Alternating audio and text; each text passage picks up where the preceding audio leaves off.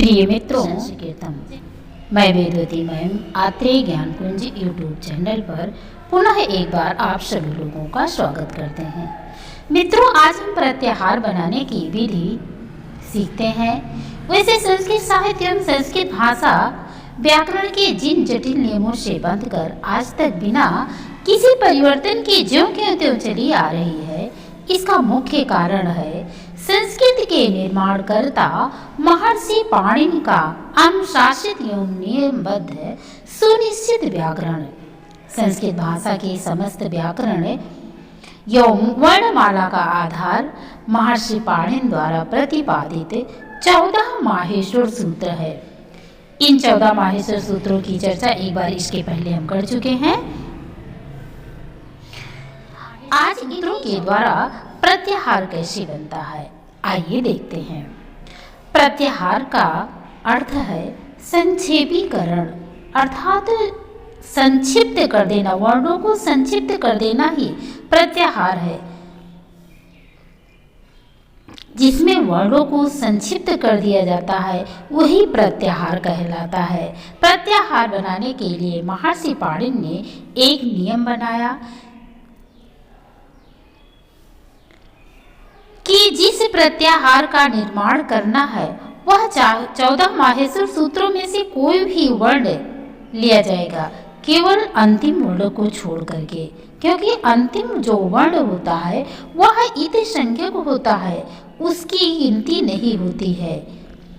अर्थात आदि तथा बीच के सारे अक्षर उस प्रत्याहार में माने जाएंगे।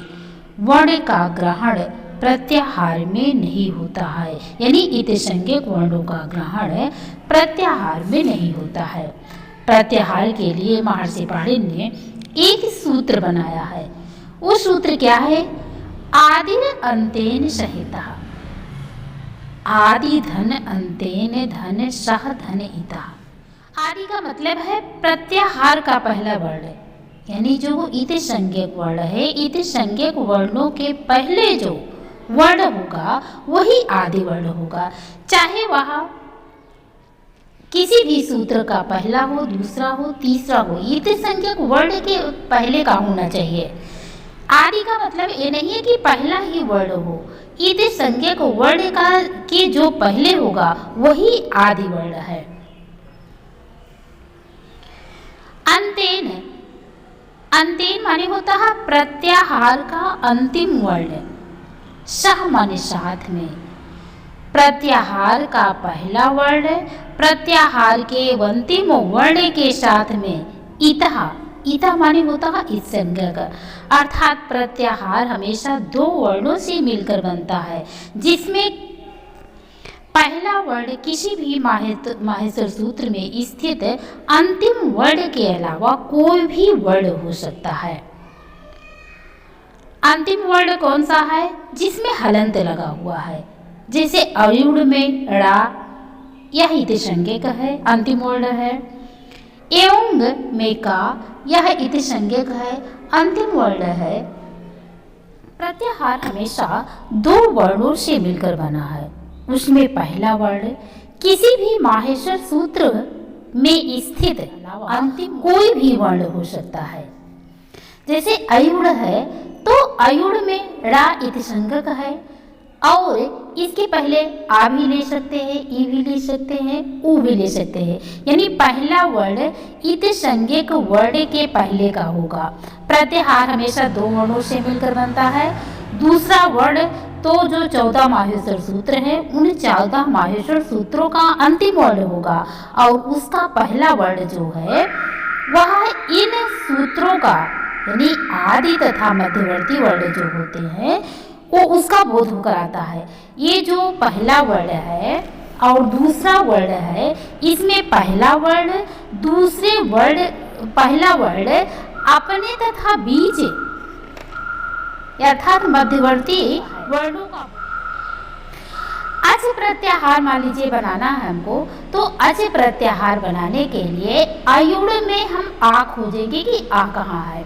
अयुड़ में आ देखिए सबसे पहले मिल रहा है, उसके बाद फिर लास्ट में चा खोजेंगे, चा कहाँ है, अयुड़ के बाद ऋलिक है, एओंग है, फिर अय अवच है।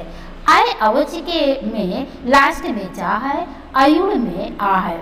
इस प्रकार से अच प्रत्याहार बना। अब इसके मध्य में जितने भी वर्ण आएंगे वह सब अच प्रत्याहार के अंतर्गत आएंगे। इसके मध्य में क्या क्या आ रहा है? अच प्रत्याहार में आ, ई, उ। अयुड़ में जो ड़ा है वह इति संज्ञक है, इसकी गिनती नहीं होगी। फिर उसके बाद री है, री है, का है, का की इत संज्ञा हो जाएगी, उसकी गिनती नहीं होगी। फिर ए ओंग है, ए लिया जाएगा, ओ लिया जाएगा, ज्ञ की इत संज्ञा हो जाएगी। अय अवच, अय लिया जाएगा, औ लिया जाएगा और चा की इत संज्ञा हो जाएगी। इस तरह से प्रत्याहार बनाने के लिए इन 14 माहेश्वर सूत्रों के द्वारा हजारों और सैकड़ों प्रत्याहार बना सकते हैं, लेकिन महर्षि पाणिनि ने सिर्फ यहाँ 42 प्रत्याहार को ही माना है। अंत में एक प्रत्याहार और बनता है राव, उसको लेकर के 43 प्रत्याहार हो जाते हैं, लेकिन सिर्फ 42 प्रत्याहारों को हमको यहाँ पर बताना है। एक बार फिर से बता देते हैं कि प्रत्याहार बनाने के लिए पहला वर्ड अपना तो बोध कराता ही है, साथ ही साथ जो अन्य वर्ड है उसका भी बोध कराता है। प्रत्याहार बनाने के लिए इन 14 माहेश्वर सूत्रों को याद करना पड़ेगा। बिना 14 माहेश्वर सूत्र याद किए आप प्रत्याहार नहीं बना सकते हैं। जब ये 14 माहेश्वर सूत्र याद रहेंगे तभी आप प्रत्याहार आसानी से बना सकेंगे। कोई भी प्रत्याहार बनाने के लिए आदि वर्ण को ढूंढना पड़ेगा, यानी पहले वर्ण को ढूंढना पड़ेगा और उसके बाद में अंतिम में इत संज्ञक वर्णों को देखना पड़ेगा। आदि वर्ण जहाँ से शुरू हो रहा है वहाँ से लेकर के अंतिम वर्ण तक जितने भी वर्ण आएंगे वह सब प्रत्याहार के अंतर्गत आएंगे।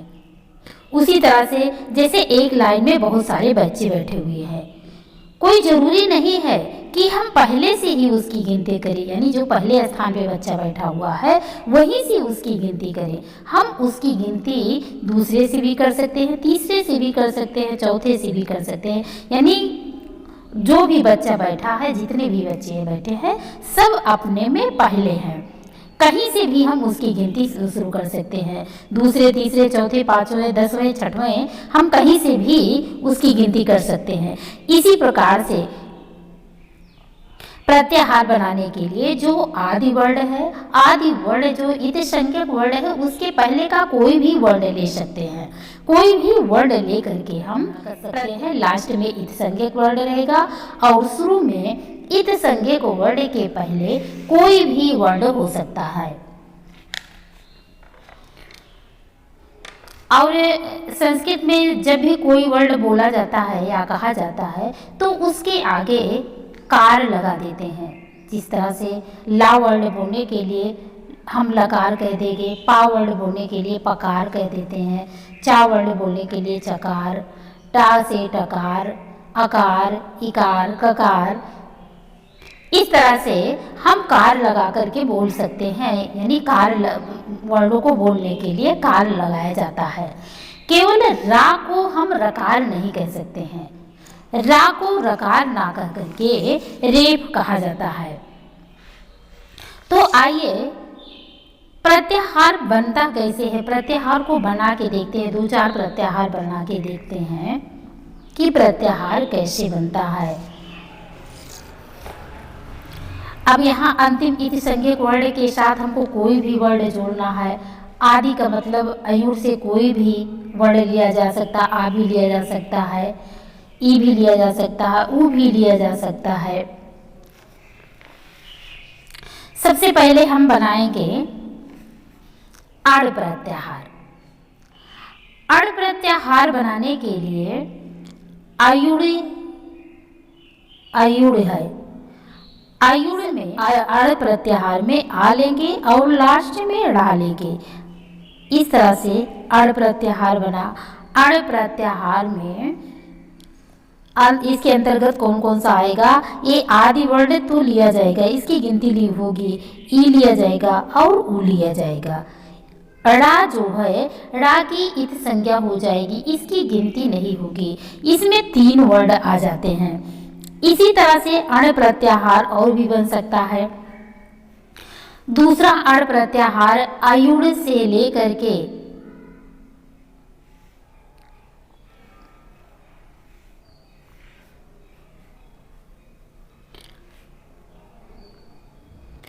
दूसरा प्रत्याहार अयुड़ से लेकर के लड़ तक, अयुड़ ऋलिक योंग अयवच है वरट लड़, यहाँ से इतने वर्ण आ जाएंगे। यानी इसके पहले जो अण प्रत्याहार बना था उसमें 3 वर्ण आ रहे थे, लेकिन इस प्रत्याहार में 14 वर्ण आएंगे। अयुड़ का आ ई उ आएगा, रा इत संज्ञक है, री ली आएगा, का इत संज्ञक है, ए ओ और आएगा, ज्ञा इत संज्ञक है, आय औ आएगा, चा इत संज्ञक है। हाय वर्ड में हा या वा रा आएगा, टा इत संज्ञक है, उसकी गिनती नहीं होगी। और लड़ में ला आएगा, रा की इत संज्ञा हो जाएगी। 14 वर्ण आते हैं। अब इसी तरह से आग प्रत्याहार बनाना है। आग प्रत्याहार में कौन कौन से आएंगे? यदि हर्ष स्वर के लिए कोई प्रत्याहार बनाना है तो उसके लिए अक प्रत्याहार आएगा। इसमें 5 वर्ण आएंगे। अक प्रत्याहार में 5 वर्ण आएंगे, आ ई उ री ली, इस तरह से 5 वर्ण आ जाते हैं। इसी तरह से अगर सारे स्वरों के लिए कोई प्रत्याहार बनाना है तो सारे स्वरों के लिए प्रत्याहार में अच प्रत्याहार बनेगा। अच प्रत्याहार में 9 स्वर आ जाते हैं। हर्ष स्वर भी आ जाएगा और मिश्रित स्वर भी आ जाएगा। आ ई उ री ली, ये 5 तो हर्ष स्वर है, ये 5 रस स्वर आ जाएंगे। ए ओ ऐ औ, इस तरह से 4 मिश्रित हैं। 5 4 9, इस तरह से अच प्रत्याहार में ये 9 स्वर आ जाते हैं। और भी प्रत्याहार, ये तो आ से अब आगे आ लगा करके हमने बता दिया। अब इसके बाद ई के प्रत्याहार भी बन सकता है, यानी यदि कोई ऐसा प्रत्याहार बनाना है आ को छोड़ करके सारे हर्ष स्वर लाने हैं तो कौन सा प्रत्याहार बनेगा? ई के प्रत्याहार बनेगा। ई के प्रत्याहार में ई आ जाएगा, उ आ जाएगा, ड़ा इत संज्ञक है, उसकी गिनती नहीं होगी। री ली आ जाएगा, उसकी गिनती का की इस गिनती नहीं होगी क्योंकि वह इस संज्ञक है। इस प्रकार से ई के प्रत्याहार बना। ई उ री ले हर्ष स्वर आ गए इसमें आ को छोड़ करके। और भी इसी तरह से तमाम बहुत सारे प्रत्याहार बनाए जा सकते हैं। यदि केवल स्वर के लिए कोई प्रत्याहार बनाना है तो अच प्रत्याहार है। अगर मान लीजिए कोई व्यंजन के लिए प्रत्याहार बनाना है तो व्यंजन के लिए प्रत्याहार बनाने के लिए हल यानी हाय वरट के हा से लेकर के हल के ला तक, ये हल प्रत्याहार के अंतर्गत आएंगे। इसीलिए संधि, जब व्यंजन संधि पढ़ाई जाती है तो उसका दूसरा नाम हल संधि भी है, क्योंकि सारे व्यंजन उसके अंतर्गत रूप में हल कहते हैं। सारे व्यंजन उसी के अंतर्गत आ जाते हैं। अब इसमें है वर्ड में ये अंतस्थ व्यंजन आ गया। उसके बाद गमंगणम, ये पांचवा वर्ण आ रहा है, फिर चौथा आ रहा है, तीसरा आ रहा है, दूसरा आ रहा है, कपय आ रहा है। उसके बाद उसमें व्यंजन इसी में आ रहे हैं कि यानी अंतस्थ व्यंजन, हल वर्ण में अंतस्थ व्यंजन भी आ जा रहे हैं। चौथा, तीसरा, दूसरा और पहला वर्ण भी आ रहा और उसमें व्यंजन भी इसमें आ जा रहे हैं। इसी तरह से अगर मान लीजिए कोई बनाना है जिसमें सिर्फ हमको मिश्रित स्वरों को ही लेंगे, अन्य स्वरों को नहीं लेंगे, तो इसके लिए एच प्रत्याहार बनेगा। एच प्रत्याहार, एच में ए ओंग तीसरे नंबर पे ए ओंग है और चौथे नंबर पे ऐ औच है। ए ओंग में ए लिया जाएगा, उ लिया जाएगा, औ लिया जाएगा और औ लिया जाएगा। ऊपर ज्ञा की संख्या हो जाएगी और चा की संज्ञा हो जाएगी। इस तरह से मिश्रित स्वर में ये 4 वर्ण आ जाते हैं। और कोई ऐसा प्रत्याहार बनाना है, मान लीजिए हमें अंतस्थ वर्णों को लेना है, अंतस्थ वर्णों को लेना है, चौथे तथा तीसरे वर्णों को लेना है, तो इसके लिए हस प्रत्याहार बनेगा। हस प्रत्याहार यहाँ हाइवरट के हा से लेकर के जब गण 10 से के सा तक हस प्रत्याहार आएगा। हा, या, वा, र, ला। फिर गेमंगण में ज्ञा, मा, ड़, ज्ञा, मा, ज्ञा, ड़, ना। फिर ज, ब, ग, ड़, द। इस तरह से अंतस्थ व्यंजन आ गए हैं, चौथा वर्ण आ गया है और तीसरा वर्ण आ गया है। मान लीजिए कोई ऐसा प्रत्याहार बनाना है जिसमें सिर्फ हम अंतस्थ व्यंजन को ही लेंगे। अंतस्थ व्यंजन के लिए कौन सा प्रत्याहार बनेगा? इसके लिए यण प्रत्याहार बनेगा। हाइवरट के हा से लेकर के और लड़ के ड़ा तक या, व, र, ला, ये अंतस्थ व्यंजन के अंतर्गत आता है। और मान लीजिए कोई ऐसा प्रत्याहार बनाना है जिसमें हम अंतस्थ व्यंजन को लेंगे, पांचवें और चौथे वर्ण को लेंगे, तो इसके लिए ये प्रत्याहार बनाना है। ये प्रत्याहार में या, व, रा, ला आ जाएगा, ज्ञा, म, ज्ञा, ड़, न, झा और भा आ जाएगा। इस तरह से ये प्रत्याहार इस तरह से इसमें से कई प्रत्याहार बना। संधियों में अक्सर एक आता है झल प्रत्याहार। झल प्रत्याहार में जिसमें चौथा वर्ण आएगा, तीसरा आएगा, दूसरा आएगा और पहला आएगा। झल प्रत्याहार में झा, भा, घा, ड़, धा, जा, ब, ग, ड़, द, खा, फा, छा, ठा, चा, टा, ता, का, पा और इसमें ऊस में व्यंजन आ जाएंगे। झल प्रत्याहार के अंतर्गत इतने व्यंजन आते हैं। मान लीजिए ऊष्म व्यंजनों के लिए कोई प्रत्याहार बनाना है तो ऊष्म व्यंजनों के लिए सल प्रत्याहार बनेगा। सल प्रत्याहार सर, तो यहाँ पर सा और हल्का हा। इस तरह से सर के सा से लेकर के हल के ला तक यानी 4 अंत ऊष्म व्यंजन में ये 4 वर्ण आ जाएंगे।